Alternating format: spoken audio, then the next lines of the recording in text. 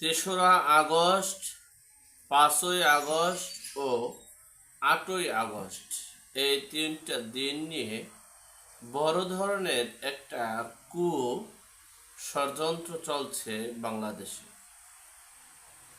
আর সে ষড়যন্ত্রটা এমনই একটা ভয়াবহ ষড়যন্ত্র, সে ষড়যন্ত্রে যদি ষড়যন্ত্রকারীরা সফল হয় তাহলে এই দেশে রণক্ষেত্র হবে, হবে গৃহযুদ্ধ, হবে হতাহতের ঘটনা, ঘরে ঘরে যুদ্ধ বাজবে, এমনটাই আশঙ্কা করা যাচ্ছে।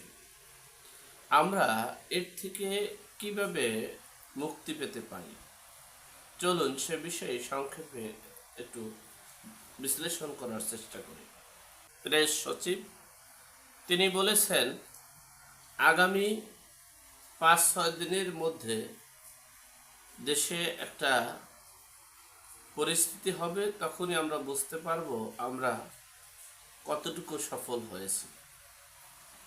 অর্থাৎ আগামী 4-5 দিনের মধ্যেই এই ষড়যন্ত্রটা, এই কুগুলো যদি সফল হতে পারে তাহলেই তাদের টেকসই নির্মাণ হবে।